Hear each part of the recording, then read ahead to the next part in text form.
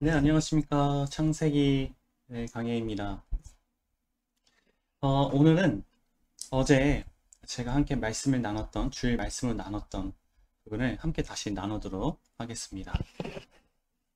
자, 말씀을 한번 나눠볼게요. 야고보서 1장 15절 말씀입니다. 욕심이 잉태한 즉, 죄를 낳고, 죄가 장성한 즉, 사망을 낳느니라. 네. 자, 제가 지금까지 이제 나눈 주제를 보면은 신앙의 기초에 대해서 나눴잖아요. 그렇죠? 첫 번째는 신은 무엇인가에 대해서. 그다음은 인간은 무엇인가? 그래서 신에 대한 정립을 나눴고, 그 다음에 인간에 대한 정립을 우리 함께 나눴습니다. 그래서 오늘은 그 인간에게 있어서 과연 선은 무엇인가에 대한 주제로 함께 나눠 보려고 합니다. 자, 다시 한번 얘기하면 신의 속성이죠. 그래서 제가 말씀을 드렸습니다. 굉장히 중요하다고. 신에 대한 정립이. 그래서 일반적인 신, 가장 기초적인 신은 이 불사의 능력이 있는 존재. 그렇죠? 그래서 그게 초월적 존재이고 초월적 능력이며 시공을 초월, 완전 자유자이고 무의지, 무의식, 무감지, 그리고 창조의 능력을 가진 이 존재가 바로 일반적인 신의 정립이라고 이제 볼 수 있다는 것이죠. 그 다음은 인간의 속성. 그래서 하나님의 형상대로 창조된 인간의 모습인 거죠. 그래서 이게 영, 유, 이게 혼, 그렇죠? 그런데 그런 우리 형상대로 창조된 인간의 하나님이 떠나버리고, 그렇죠? 인간의 그 영의 속성이 남아 있지만 우리를 사탄이, 이 신령을 사탄이 지배하는 이런 구조, 즉 삼중으로 되어 있는 구조의 모습이 바로 인간이라는 것이죠. 육, 혼, 영. 하지만 사탄은 영을 직접적으로 역사할 수는 없습니다. 영은 무조건 인격적인 관계로만 역사하게 되기 때문에 하나님에 의해서도 또 인격적인 관계에서밖에 역사가 안 되지, 사탄은 이 심령의 역사를 할 수가 없습니다. 그렇기 때문에 사탄은 어떤 거에 역사가 가능하면 이 육적 요소, 그러니까 육, 혼, 그리고 이 육의 역사를 함으로써 인간의 심령이 이것에 이 육적으로 빠져들도록, 그렇죠? 유혹을 하는 것이 바로 사탄의 역사라는 것이죠. 그래서 지금 이런 모습이 바로 모든 인간들의 모습이라고 우리가 볼 수 있습니다. 그래서 오늘 주제가 이러한 구조로 되어 있는 인간의 심령에 과연 선은 무엇인가에 대해서 함께 나눠보려고 합니다. 하지만 우리가 이 지난번에 신을 정립하고 인간을 정립하면서 사실상 인간에 대해서, 그러니까 인간에게 선은 우리가 정답이 나왔죠. 다시 하나님의 형상대로 창조되어지는 것, 그게 인간에게 선이라는 것이죠. 그러니까 하나님의 형상대로 창조되어지는 그 모습이 인간의 선한 모습이고, 형상대로 다시 돌아간다는 것은 하나님의 영이 다시 인간의 영의 자리에, 그러니까 이 자리에 다시 오는 것이죠. 들어오는 것이죠. 그게 바로 선이라는 것이죠. 그러니까 선이라는 것은 결국엔 하나님 자체를 얘기하는 것입니다. 그러면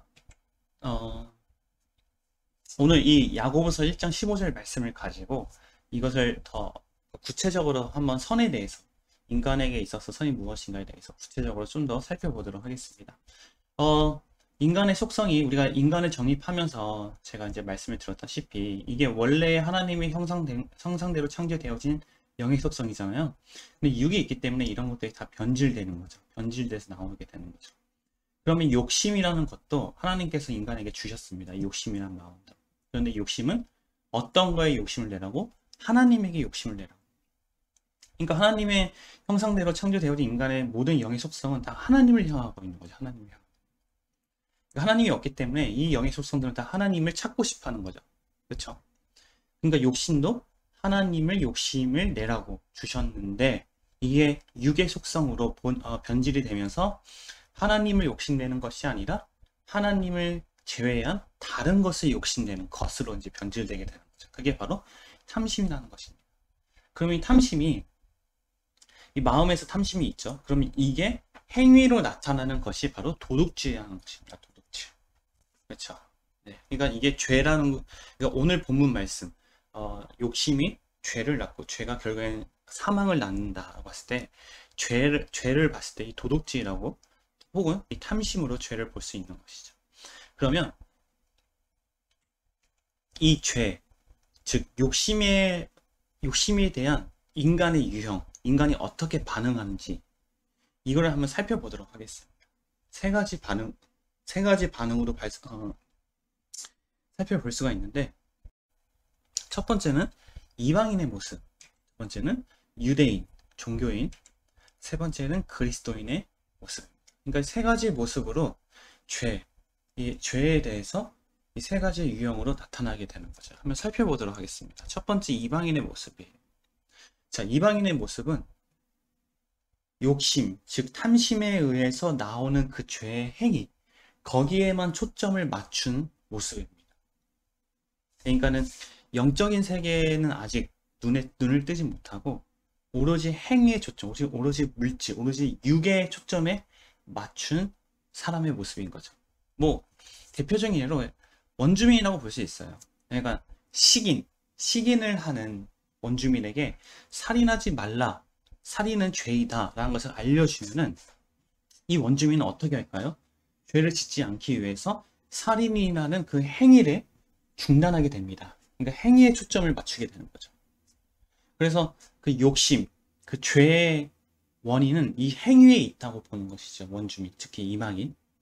그래서 자기가 살인을 하지 않게 되면은 나는 죄를 짓지 않았어 라고 보게 되는 것이죠. 왜냐하면 죄의 원인은 이 행위에 있기 때문에. 이게 바로 이방인의 모습이라고 볼 수 있죠. 성경에서는 이방인의 모습이라고 볼 수 있는 것이죠. 그럼 두 번째 모습은 바로 종교인입니다. 그러니까 성경에서는 유대인이라고 얘기할 수 있죠. 자, 그들은 행위를 아무리 제어를 하고 제한을 하더라도 죄가 없어지지 않는다는 걸 알아요. 그러니까 죄의 원인은 행위에 있는 것이 아니라 이 죄의 원인은 마음에 있다는 것이죠. 근데 이 마음이 그 종교인들도 다 어제 제가 영상을 보여드렸다시피 영혼, 영이라는 단어를 다 씁니다. 그런데 사실상 그들이 말하고 있는 영 혹은 영의 세계 혹은 죄의 욕심의 원인은 그 마음에 있다고 하는데 그 범주가 어디냐면은 육, 혼, 영 중에서 혼입니다. 혼. 근데 그들은 그 혼이라는 기능이 영이라고 착각을 하고 있는 것이죠. 하지만 혼이라는 기능은 하나님이 창조하신 인간의 원리로 봤을 때 다시 또 육의 범주에 속해 있는 것이죠. 결국에는 육이죠, 육. 예. 그래서 이들은 그 욕심의 원인이 행위에 있는 것이 아니라 마음에 있다는 것을 깨닫게 됩니다. 내가 행위를 제한하고 행위를 내가 안 하더라도 죄악된 행위를 안 하더라도 내 마음에 그 마음을 가지고 있으면 나는 여전히 죄인이고 내 안에서 아직도 죄가 있다. 난 선하지 않다라는 것을 알게 되는 거죠. 대표적인 종교로 그죠 불교라고 볼 수 있죠. 여기 보면은 부처죠. 부처가 이 보리산 나무 아래에서 이 번뇌 때문에 이 괴로움 때문에 고행을 하게 됩니다. 어떻게 하면 이 번뇌를 없앨 수 있을까? 이 세상 만사의 모든 고통, 이런 질병 또 이렇게 막 근심하는 것들을 어떻게 하면 없앨 수 있을까라는 이것을 고민하기 위해서 수행을 하게 됩니다. 보리산나무 밑에서. 그래서 40일 동안 금식을 한다고 해요. 그리고 그 이후에 마지막 경지에 오르죠. 그거를 해탈이라고 합니다. 혹은 무아경이라고 하죠. 그래서 이 부처가 깨달은 게 뭐냐면 결국에는 내 자아가 없어지는 것이 그게 해탈이구나. 그럼 그게 인간의 가장 궁극적인 목적이구나. 왜냐하면 모든 번뇌가 내가 살아있기 때문에 번뇌가 고통이 일어난다는 것을 이 부처가 그걸 깨닫고 그러면 내 자아를 내가 없애는 것이 그거다. 이제 가장 궁극적인 인간이 이제 그 경지에 오르는 그 마지막 그 목적이구나 라는 것을 깨달아요. 그래서 그거를 해탈이라고 합니다. 그래서 마음에 초점을 두고 있어요. 그래서 그 마음의 죄를 해결하기 위해서, 즉 자아를 없애기 위해서 굉장히 많은 노력을 합니다. 그래서 고행도 하고 수행도 하고 모든 종교적 의례가 다 이 초점에 맞추게 있는 것이죠. 대표적인 것으로 보면은 인도의 요가죠, 요가. 사실 요가라는 것이 현대 스포츠에서 이제 변형이 되어가지고, 스포츠의 하나로 이제 자리를 잡았는데, 원래는 인도에서의 그런 고행을 하기 위해서 만들어진, 그 고행 또 혹은 수행이 바로 요가입니다. 그래서 산스크리트 언어로 아시탄가라고 하죠. 그래서 어제도 제가 말씀드렸다시피 아시라는 것은 8, 탕가는 단계, 그래서 8단계, 그래서 1단계부터 8단계까지 쭉 단계를 거치게 되면은 그게 바로 마지막 삼매에 이르게 된다. 삼매라는 것은 결국엔 해탈을 이루게 된다. 그렇죠? 그 힌두교의 의례라고 볼 수 있습니다. 그래서 아시탄가에서 가장 중요한 게 뭐냐면 집중이에요, 집중. 어, 자기를 다 비우는 것에 집중을 계속 하다 보면은 내가 없어지고 이제 해탈을 삼매의 경지에 오르게 되는 거죠. 그러면 그때 비로소 나에게 평안함이 오고 즐거움이 올 수 있다라고. 그러니까 즐거움조차도 없어지는 거예요. 그러니까 감정이 없어지는 거예요. 한마디로 그냥 무, 공, 빌공자, 공사상이라고 하죠. 그러니까 내가 완전히 없어지는 거. 그렇죠. 그런 그 경지에 오르는 것을 요가의 수행이라고 볼 수 있죠. 그러니까 힌두교의 수행이라고 볼 수 있죠. 또 불교에서 보면은 이거를 실제적으로 지금 깨달은 사람이 누구냐면은 그 누구죠? 그 신라 고승 중에 그 원효, 그렇죠? 원효 대사. 원효와 의상, 그렇죠? 이 두 고승이 이제 더 깊은 그 학문을, 불교적인 학문을 또 알기 위해서 중국으로 유학을 가는 이제 길에 이제 원효하고 의상이 동굴에서 이제 숨게 되잖아요. 그래서 그것에서 하룻밤을 지내게 되는데 원효가 그때 이제 해골물 사건이 이제 일어나게 되는 거죠. 너무 목이 마른 거예요. 근데 껌껌한 그 동굴에 껌껌한 동굴에 손을 이렇게 하니까는 바가지에 물이 한 바가지가 있는 거예요. 그래서 이거를 너무 달게, 너무 시원하게 마셨는데 아침에 일어나고 보니까 이게 썩은 물이었던 거죠. 해골에 담겨져 있던 썩은. 근데 그때 이제 원효 대사가 깨달은 게 뭐냐면 이게 행위의 문제가 있는 게 아니라 마음의 문제구나. 내가 마음을 어떻게 먹는 거에 달려 있구나 라는 것을 알게 되는 거죠. 그래서 그게 나온 게 일체유심조라는 거죠. 모든 것은 마음에 달려 있다. 일체유심조. 그래서 원효 대사가 그 이후로 다시 자신의 신라로 이제 다시 돌아가가지고 대중 이제 불교를 전하게 되죠. 그래서 그때 이제 나온 그 뭐죠? 불교의 신앙이 뭐냐면 아미타 신앙이라고 하나? 그래서 아미탑을 관세모살, 아미탑을 감세모살, 아미탑을 간세모살. 그러니까 아미타라는 불처라는 거에서 그죠? 불처, 부처불. 아미타, 나무 아미탑을, 그죠? 나무 아미탑을 간세모살. 나무라는 것은 다시 귀의한다, 다시 돌아간다 이런 뜻이에요. 그래서 아미타 불에 나는 돌아간다. 그리고 관세음 보살. 보살 이름이 관세음 보살. 그쵸? 그러니까 이 보살과 이 불에 나는 돌아가겠다. 그래서 누구든지 사회의 가장 높은 층이나 양반층이나 평미층 상관없이 누구든지 이 주문을 외우게 되면은 이제 다 그 평안을 이제 얻게 된다. 해탈을 이제 경험하게 된다. 왜냐면 마음의 문제이기 때문에. 그래서 원효가 그런 신앙이라고 그러니까 그 불교 신앙을 이제 전하게 되는 것이죠. 그래서 대표적인 인물이 바로 원효 대사라고 볼 수 있습니다. 그러니까 부처도 그렇고 원효 대사도 그렇고 그러니까 죄의 원인, 이 원인들이 행위에 있는 것이 아니라 마음에 있다는 것을 그러니까 원인을 깨달았어요. 그렇죠? 행위의 원인을 깨달았어요. 정말 잘한 것이죠. 그렇죠? 그런데 그 마음의 원인은 깨닫지 못한 거죠. 즉, 마음의 원인은 마음에서 있다고 보는 거죠. 마음의 원인. 그러니까 마음의 원인은 하나님을 떠난 그 영의 원인이 있다는 것. 즉, 하나님과 인간의 관계에서 원인이 있다는 것을 그걸 깨닫지 못하고 그냥 마음 자체에 있다는 것만 깨닫게 되는 거죠. 이거를 지난번에 제가 그 말씀드린 인간을 정립하면서 누구죠? 뉴턴이 사과가 떨어지는 원인은 중력이라는 걸 발견했는데 중력에서 멈추게 된 거죠. 중력의 원인은 발견하지 못한 것이죠. 그렇죠? 그거와 똑같은 거죠. 그러니까 모든 인간은 유우선된 인간은 가시적인 보여지는 것, 다시 얘기해서 결과론적인 것만 보는 인간이기 때문에 원인론적으로 보지 못하고 결과론적만 보기 때문에 그렇게 궁극적인 제1의 원인을 발견하지 못하게 되는 거죠. 그게 발견하지 못함으로써 가시적으로 나타나는 것들이 그리고 만들어진 것들이 지금의 종교라고 볼 수 있는 것입니다. 그래서 세 번째 이 그림은 자이나교죠. 어제 제가 영상으로 보여드렸던 이 머리털을 왜 뽑아요? 이 사람이 그러잖아요. 내 안에 있는 마음의 죄악들을 다 뽑는 신정으로 내 머리털과 그 턱에 있는 털을 다 뽑는 것이다. 그렇죠? 예. 그러니까 이 사람들도 알고 있어요. 내 마음의 원인이 내 마음이라는 것을.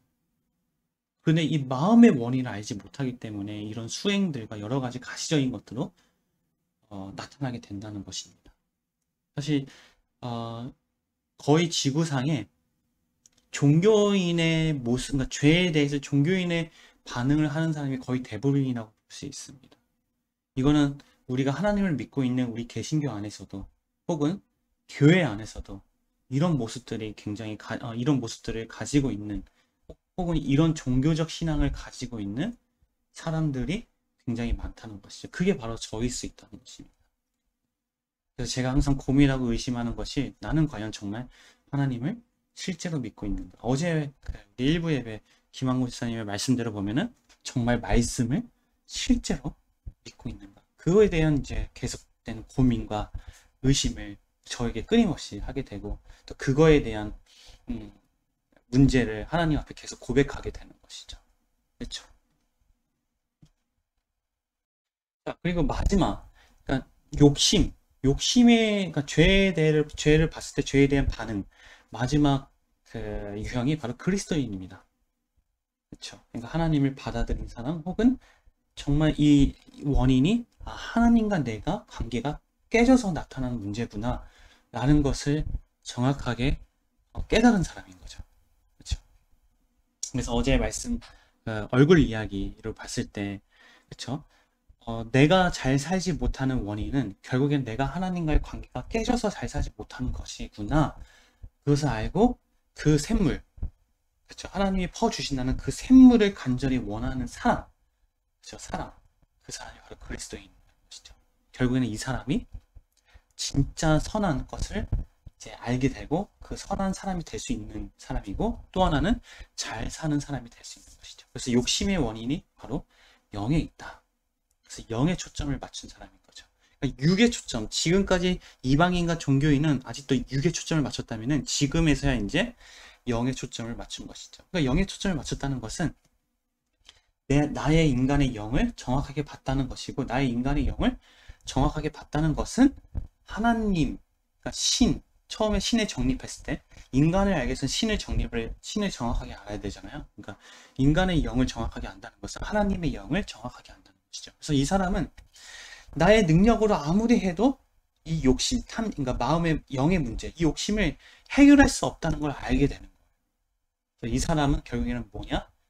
이 사탄이 지배하고 있는 이 지금 내 심령의 문제, 이 탐심의 문제는 결국에는 이 사탄보다 더 큰 능력을 가진 존재만이 이거를 해결할 수 있구나. 그래서 인간의 영도 아니고 천사의 영도 아니고 마귀의 영도 아니고 오직 하나님의 영, 오직 예수 그리스도만이 나의 이 탐심, 욕심을 해결할 수 있다는 것을 아는 사람이죠. 그리고 그 하나님을 이제 원하게 되고 그 하나님이 이제 내 심령 안에 내주하셔서 다시 내 영을 지배하는, 즉 하나님의 형상을 다시 회복하는 그 모습이 바로 욕심, 죄에 대한 마지막 유형이 바로 그리스도인이라는 것입니다. 이런 모습을 정확하게 보여준 분이 바로 예수님이죠. 예수님, 특별히 어디죠? 광야에서 예수님이 요한의 침례를 받고 나서 광야에 가서 금식 기도를 한 이후에, 그렇죠? 금식을 한 이후에 사탄에게 이제 시험을 받잖아요. 사탄이 그때 공격하는 것은 육적인 요소예요. 그러니까 육의 가장 핵심 요소, 물질, 명예, 권력, 지배욕. 그쵸? 사탄이 그걸로 예수님께 공격을 했다는 것은 그때 상태의 예수님은 지금 이 세계를 고민을 하고 있다는 거예요. 그러니까 육으로 지금 고민을 하고 있다는 것이죠. 육적인 요소. 예수님조차도. 왜냐면은 예수님도 그러니까 그 안에 있는 하나님조차도 육의 지금 지배를 받고 있는 상태이기 때문에 그러니까 육을 가지고 있는 모든 존재는 결국에는 육우선된 존재이기 때문에 이 예수님조차도 지금 가시적인 결과만을 실체로 여기고 싶은 욕망이 있고 또 그걸로 좀 살아가려고 하는 또 마음이 있고 계속적인 내 심령 가운데서 제가 인간론, 신론을 정리를 하면서 하나님의 형상대로 창조되어 진 인간의 그 영의 속성과 육의 속성이 계속 갈등하고 있는 것이죠. 그렇죠? 그걸 마귀가 정확하게 알기 때문에 육의 구성, 핵심 요소인 물질, 명예, 지배욕을 가지고 공격을 하는 거죠. 근데 예수님이 어떻게 합니까? 그러니까 예수님도 결국에 오늘의 그 보면은 이 원인, 욕심의 원인, 그러니까 물질욕, 명예욕, 지배욕도 다 욕심이잖아요. 그러니까 이 욕심의 원인을 육에 있는 것이 아니라 영에 있다는 것을 예수님이 정확하게 알기 때문에 오직 뭘로만 이걸 대응해요? 말씀으로만. 즉 하나님으로만. 하나님의 말씀으로. 그러니까 하나님의 영, 그렇죠? 하나님의 말씀, 하나님의 능력으로만 이거를 지금 대응을 하는 거죠. 그렇죠? 하나님의 말씀으로만 대응을 한다는 것은 뭐냐면은 그 마귀가 지금 공격을 하고 있는 물질욕과 지배욕과 명예욕은 나는 다 포기하고 있다. 그것도 붙잡고 하나님의 말씀 붙잡는 게 아니라 물질욕은 다 포기하고 즉 완전 하나님 앞에서 자기 부인이 되는 내 목숨을 내는 거죠. 난 죽었습니다.